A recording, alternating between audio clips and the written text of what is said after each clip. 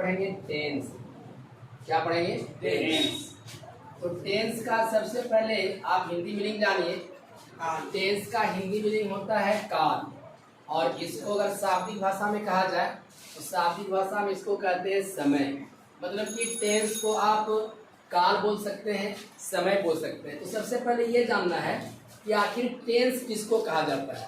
हम लोग टेंस किसको कहते हैं, लिखते हैं यहाँ पे what is tense. That means tense क्या है, अच्छा से बोर्ड देखिए।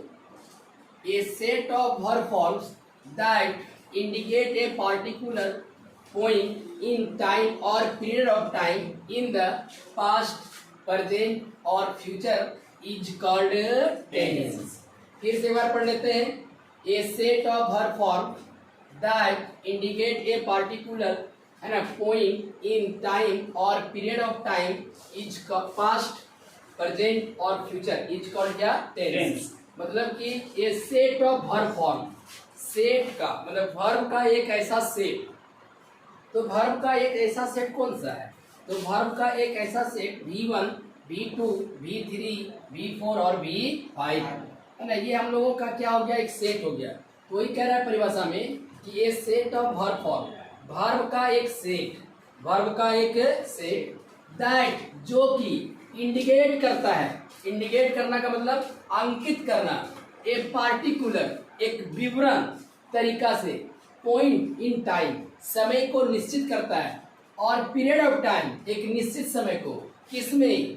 पास्ट में, प्रेजेंट में और फ्यूचर में। उसको हम लोग क्या कहते हैं? टेंस कहते हैं। फिर से एक बार देख लीजिए।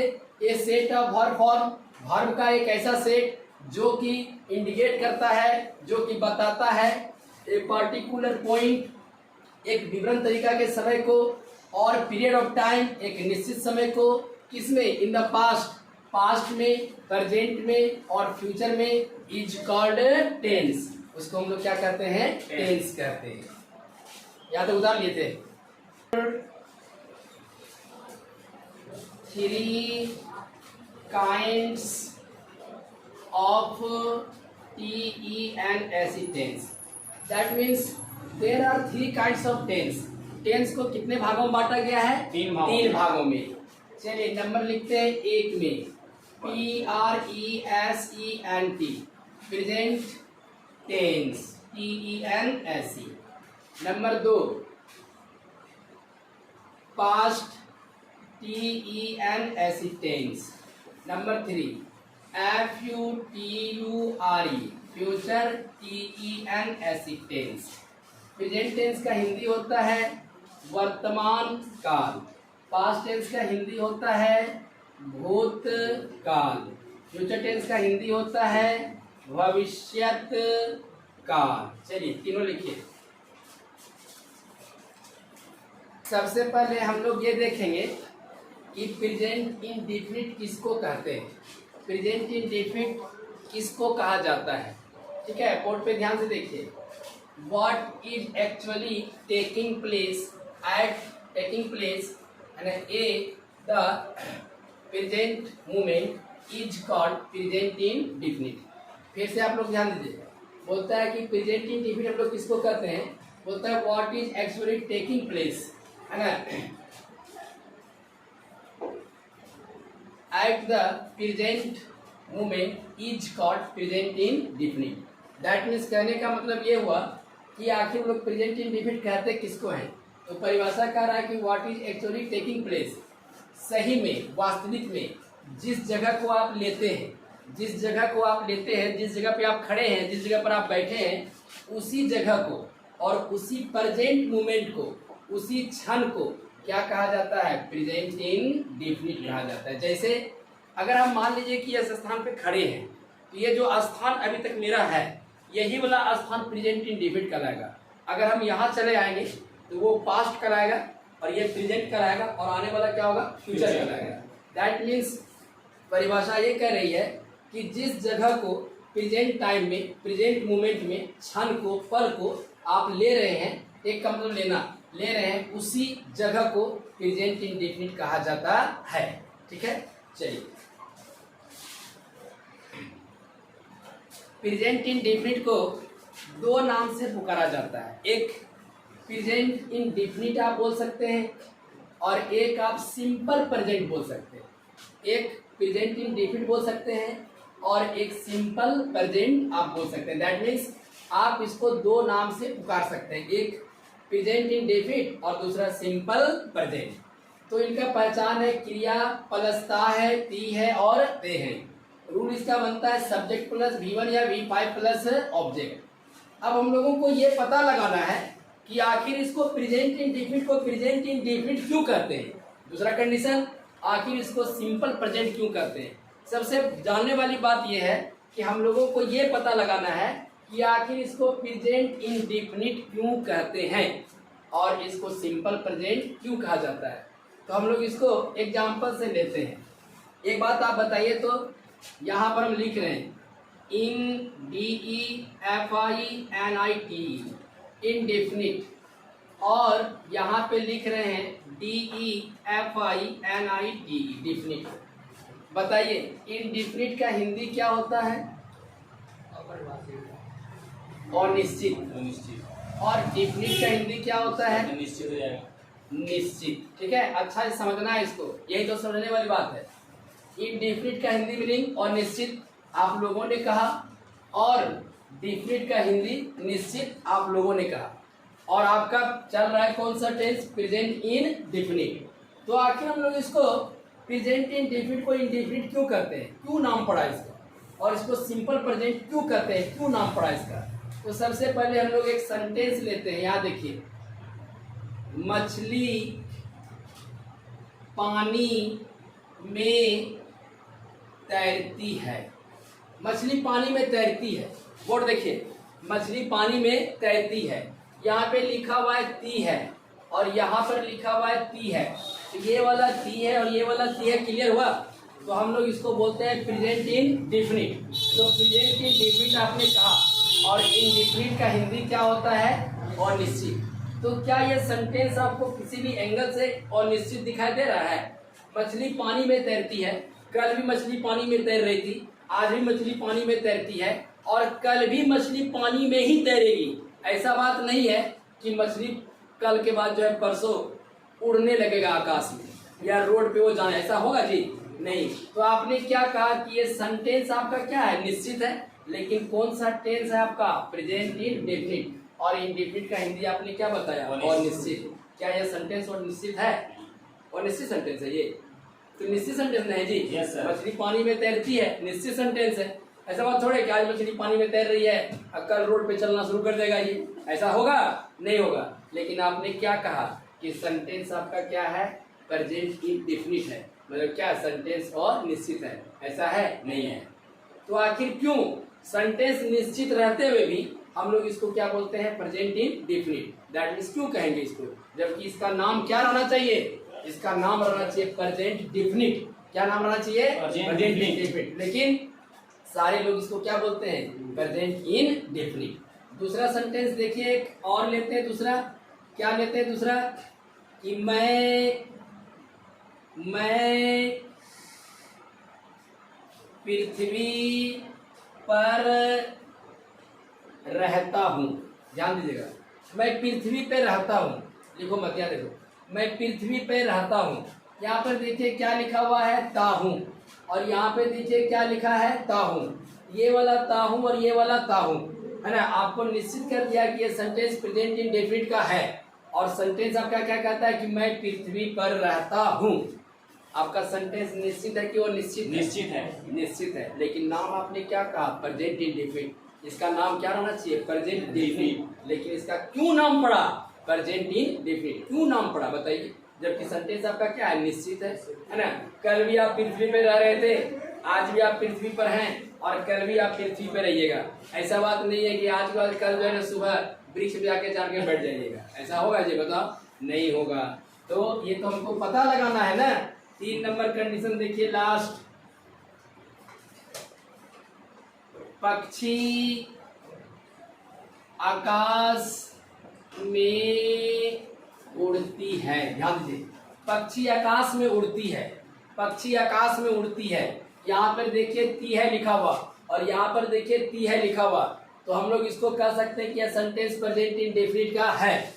इंडिफिनिट दैट मीन्स क्या, अनिश्चित। क्या यह सेंटेंस अनिश्चित है? सेंटेंस निश्चित है, लेकिन फिर भी इसको क्या बोलते हैं, इंडेफिनिट। क्यों बोलते हैं भाई, क्यों बोलेंगे? इसका नाम तो प्रेजेंट डिफिनिट होना चाहिए ना, लेकिन हम लोग इंडेफिनिट से लाते हैं। क्यों? अब देखिए, पक्षी आकाश में उड़ती है, कल भी पक्षी आकाश में उड़ रही थी, आज भी पक्षी आकाश में उड़ती है, और कल भी पक्षी आकाश में ही उड़ेगी। ऐसा बात नहीं है कि वह धरती के अंदर चली जाएगी, ऐसा होगा? नहीं होगा।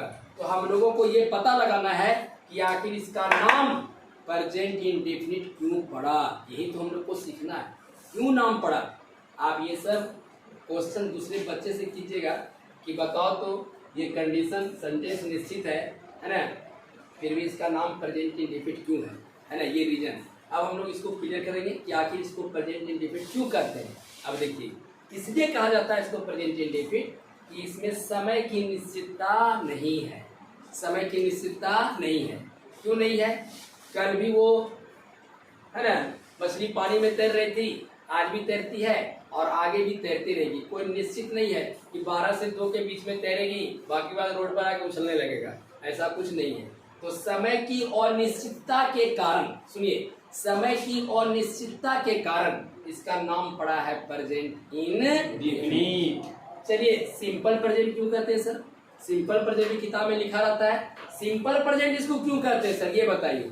सिंपल प्रेजेंट इसको इसलिए कहा जाता है कि एक सब्जेक्ट से और एक वर्ब से आप कोई भी सेंटेंस बना सकते हैं। एक सब्जेक्ट से और एक वर्ब से आप कोई भी सेंटेंस बना सकते हैं। जैसे मान लीजिए यहाँ पे लिखेंगे आई और यहाँ पे लिखेंगे गो। आपको अगर बोलेंगे हिंदी में नहीं निकालने के लिए तो आप क्या निकालिएगा, आई गो, मैं जाता हूँ। एक संपूर्ण अर्थ निकला कि नहीं निकला? निकला। एक आपने सब्जेक्ट लिया, एक आपने वर्ब लिया और एक संपूर्ण अर्थ निकल गया। इसीलिए इसको कहा जाता है सिंपल प्रेजेंट। मान लीजिए कि हम लिखेंगे, कोई बोलेगा UWRITE, यू राइट, तुम लिखते हो, है ना।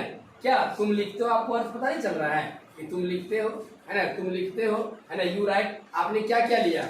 एक सब्जेक्ट लिया और एक वर्ब लिया, एक संपूर्ण अर्थ निकल गया। इसीलिए इसका नाम पड़ा है सिंपल प्रेजेंट। क्या नाम पड़ा है? Simple present. अब आप लोग को क्लियर हो गया होगा कि प्रेजेंट इंडेफिनिट को इंडेफिनिट क्यों कहते हैं और इसको सिंपल प्रेजेंट क्यों कहा जाता है। ये हम लोगों का था बाउंड्री। याद रखिए, कोई दिक्कत किसी को नहीं। हम लोगों का पहला रूल जो आता है, इसको आप ध्यान से देखिए। 1 नंबर का जो नोट आता है उसमें आता है कि अगर subject he, she, it, name रहे तथा वर्ब के अंत में double s, c h, s h, o तथा एक्स रहे तो उस वर्ब के अंत में किसका प्रयोग करेंगे? एस का। ध्यान से देखिए, अगर सब्जेक्ट आपका ही, सी, इट, नेम रहे तथा वर्ब के अंत में double s, c h, s h, o तथा एक्स रहे तो उस वर्ब के अंत में क्या लगा देंगे? एस। एक सेंटेंस देखिए लेते हैं, आप ध्यान से देखिए, अभी उतार पतार मत कीजिएगा। वह इस नदी को पार करता है। वर्ड देखिए, वह इस नदी को पार करता है, वह इस नदी को पार करता है। यहाँ पर देखिए लिखा हुआ है ता है और यहाँ पर देखिए लिखा हुआ है ता है। दैट मीन्स हम लोग कह सकते हैं इसको कि this sentence is related to present indefinite. That means ये सेंटेंस जो है प्रेजेंट इंडेफिनिट का है। क्या मांग रहा है आपसे? पहले देखिए तो सब्जेक्ट, तो वह का अंग्रेजी क्या हो जाएगा? ही। अब लिखेंगे वर्ब, तो वर्ब क्या है? पार करना। पार करना का CROSS, क्रॉस। और इस नदी का लिखेंगे दिस, RIVER, दिस रिवर। अब देखिए आपका सब्जेक्ट यहाँ पर क्या है? ही। और यहाँ पर देखिए क्या लिखा हुआ है? ही। तो अब देखिए अंत में देखिए क्या है इसका? Double S. यहाँ पे देखिए डबल एस है जी सर, यहाँ पे देखिए डबल एस है। तो क्या लगाना है? इसमें ES। क्लियर हुआ? क्लियर हुआ? चलिए,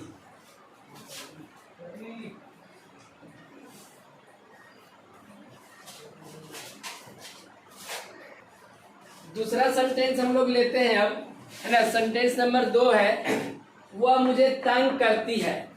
यहाँ पे देखिए, वह मुझे तंग करती है। यहाँ पर देखिए क्या लिखा हुआ है, ती है और यहाँ पर देखिए क्या लिखा हुआ है, ती है। तो ये वाला ती है और ये वाला ती है। क्लियर हो गया आपका? तो हम लोग इसको कह सकते हैं कि ये सेंटेंस प्रेजेंट इंडेफिनिट का है। क्या मांग रहा है आपसे? देखिए सब्जेक्ट, वह का अंग्रेजी क्या होगा? सी। चलिए अब क्या मांग रहा है? वर्ब। वर्ब क्या है? तंग करना। तंग करना का एक्स। किसको तंग करेगी? मुझे। मुझे का अंग्रेजी क्या हो जाएगा? मी। अब यहाँ देखिए सब्जेक्ट आपका क्या है? सी। यहाँ पर देखिए सी, यहाँ पर देखिए सी, यहाँ पर देखिए सी और अंत में देखिए क्या लगा हुआ है? एक्स। यहाँ पर क्या है? एक्स। क्या जुटेगा? ES। दो सेंटेंस क्लियर हो गया। ठीक है, उतारे। हम लोगों का 3 नंबर सेंटेंस जो है वह है राहुल इस गेंद को पकड़ता है। यहाँ पर देखिए क्या लिखा हुआ है? ता है। और यहाँ पर देखिए क्या लिखा हुआ है? ता है। ये वाला ता है और ये वाला ता है। टैली कर गया सेंटेंस आपका। हम लोग कह सकते हैं इस सेंटेंस को कि ये सेंटेंस प्रेजेंट इंडेफिनिट का है। चलिए क्या मांग रहा है? सब्जेक्ट लिखेंगे RAHUL, राहुल। अब क्या मांग रहा है? वर्ब। वर्ब क्या है? पकड़ना, CATCH, कैच। कैच। चलिए किसको पकड़ेगा? इस गेंद को। लिखेंगे यहाँ पे दिस बॉल। रुक जाइए, आपका सब्जेक्ट देखिए क्या है? किसी आदमी का नाम है। यहाँ पर देखिए क्या है? किसी आदमी का नाम है। और इसका वर्ब क्या है? देखिए तो CATCH, कैच। अंत में देखिए क्या लगा हुआ है? CH। यहाँ पर देखिए क्या लिखा हुआ है? CH। क्या बोला जोड़ने के लिए? ES। यहाँ पे क्या जुड़ जाएगा? ES। हम लोग इस तरह के सेंटेंस को बनाते हैं। क्लियर सेंटेंस है? उतारी दे इसे। हम लोगों का 4 नंबर सेंटेंस है सोनी कपड़ा धोती है। देखिए सोनी कपड़ा धोती है। यहाँ पर देखिए क्या लगा हुआ है? ती है। और यहाँ पर देखिए पहचान में क्या लगा हुआ है? ती है। ये वाला ती है और ये वाला ती है, टैली कर गया। दैट मीन्स इस सेंटेंस को हम लोग कह सकते हैं प्रेजेंट इंडेफिनिट का सेंटेंस। क्या मांग रहा है आपसे? सब्जेक्ट। सब्जेक्ट लिखेंगे SONI, सोनी। अब क्या मांग रहा है? वर्ब। क्या मांग रहा है? वर्ब। धोना का अंग्रेजी वॉश, WASH, वॉश। क्या धोती है? कपड़ा, CLOTH, क्लॉथ। रुक जाइए, यहाँ पर देखिए तो क्या है? नाम है। किसी भी आदमी का क्या है? नाम है। यहाँ पर क्या है? नाम है। रहे तो वर्ब के अंत में क्या रहना चाहिए? SH। यहाँ पर क्या है? SH। यहाँ पे क्या जोड़ना पड़ेगा? ES। और सेंटेंस हम लोग का बन के रेडी। उतारिए। लास्ट सेंटेंस लिखिए, वह बाजार जाता है। यहाँ पर देखिए तो क्या लिखा हुआ है? ता है। यहाँ पर देखिए क्या लिखा हुआ है? ता है। ये वाला ता है और ये वाला ता है, टैली कर गया। दैट मीन्स हम लोग इसको बोल सकते हैं यह सेंटेंस जो है प्रेजेंट इंडेफिनिट का है। चलिए रूल देखिए क्या मांग रहा है आपसे? सब्जेक्ट। वह का अंग्रेजी क्या होगा? ही। चलिए अब मांगता है वर्ब। वर्ब क्या है? जाना। जाना का गो।